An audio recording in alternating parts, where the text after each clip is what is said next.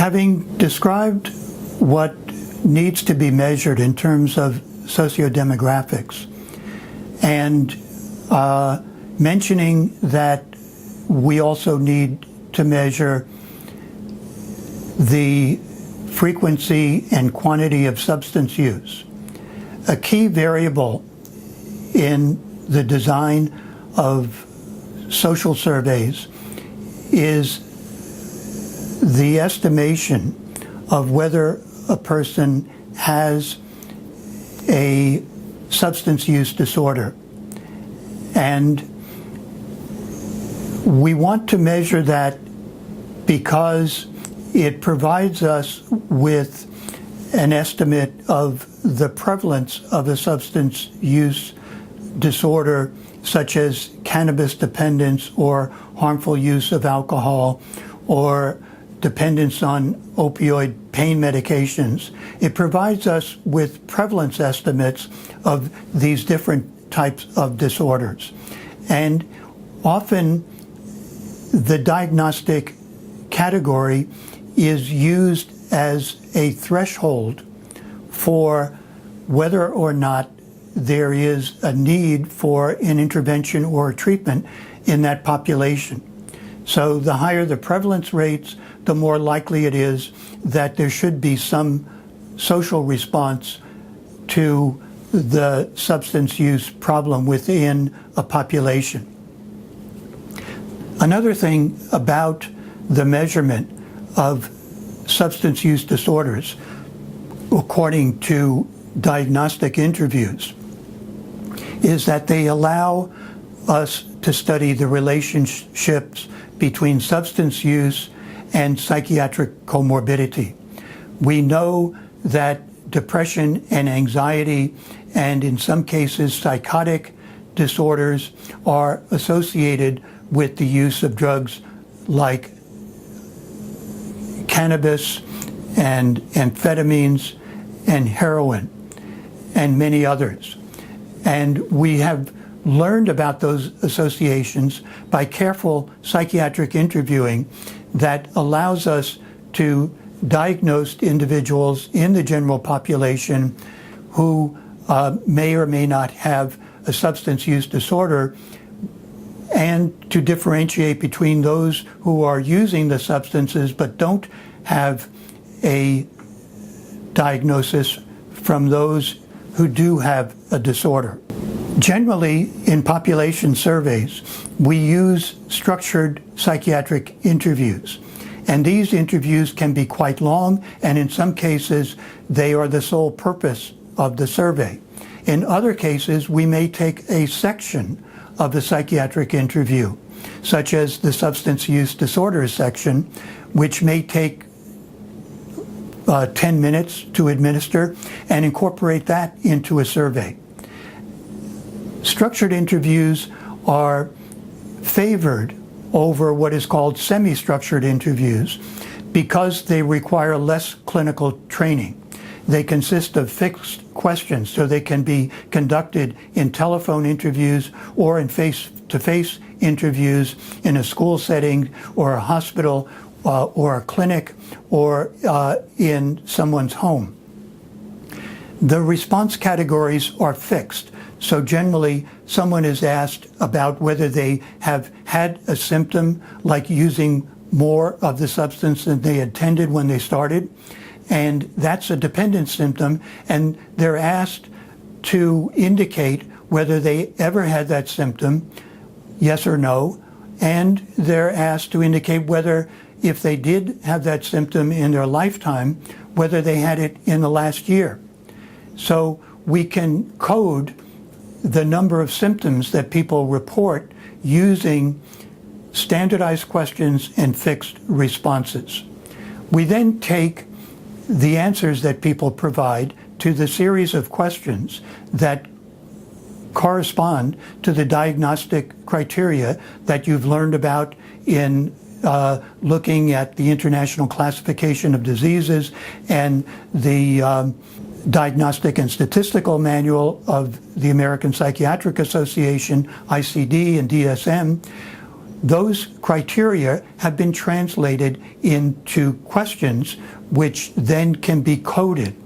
And when you get the responses from a participant in a survey, you can develop an algorithm to score them, to find out if they meet the threshold for a diagnosis.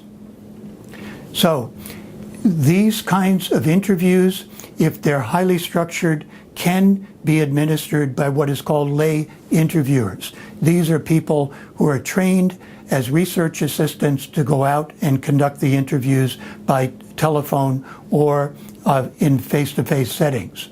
And they're very appropriate for community surveys.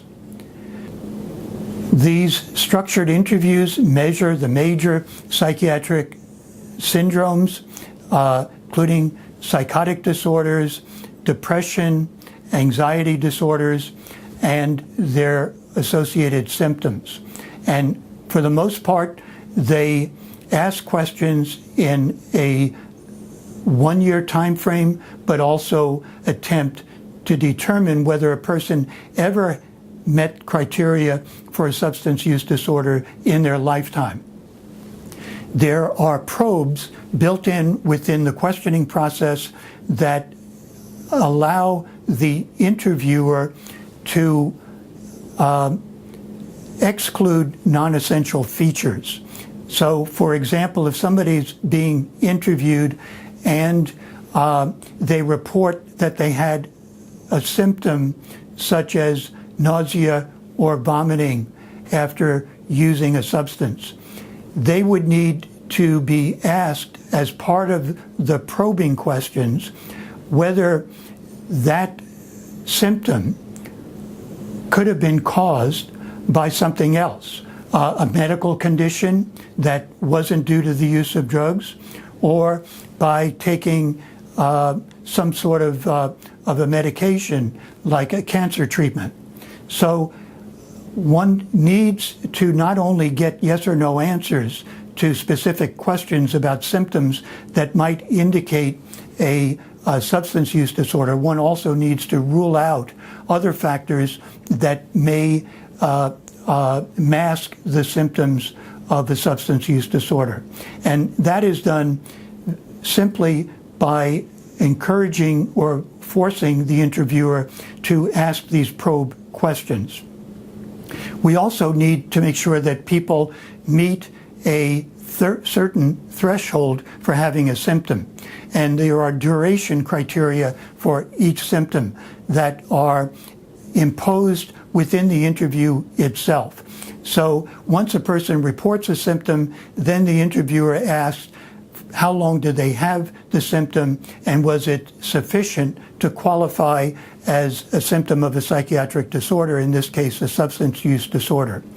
If at the after the first few questions, people are not responding affirmatively to the symptoms, such as they report not using a particular substance, then there's a skip out and the remaining questions do not need to be asked.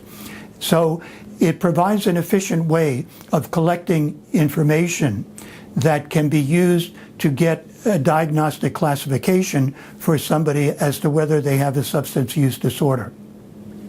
Another type of interview that's used more in clinical settings that we won't go into here is the semi-structured interviews, which allow for more probing, more discussion with the respondent, usually in this case a patient, and the use of clinical skills to find out whether they've met criteria for substance use disorder. There are several very useful diagnostic interviews that are highly structured that can be used in population surveys. And one of them is the SCID, the Structured Clinical Interview for the Diagnostic and Statistical Manual. The SCID assesses a wide variety of DSM-5 psychiatric disorders, including depression and anxiety, but it also includes substance use disorders. It can be administered as a structured interview by a trained interviewer, or by a clinician. For the most part, this one requires some clinical judgment, but it is often used as a structured interview. And even more structured interview, which has become the standard in the field, is the CIDI, the Composite International Diagnostic Interview. And this interview was developed by the World Health Organization for use in international surveys. And later in this course, we're going to be talking about the Global Burden of Disease study. It's a large project that's going on throughout the world in order to estimate the burden of substance use disorders as well as other diseases. And at the country level and the region level, we can get estimates of substance use disorders thanks to the use of structured psychiatric interviews like the CIDI in large population surveys. The questions are very specific. They ask about substance use in the substance use disorders section and dependent symptoms and problems both during a person's lifetime and during the past year.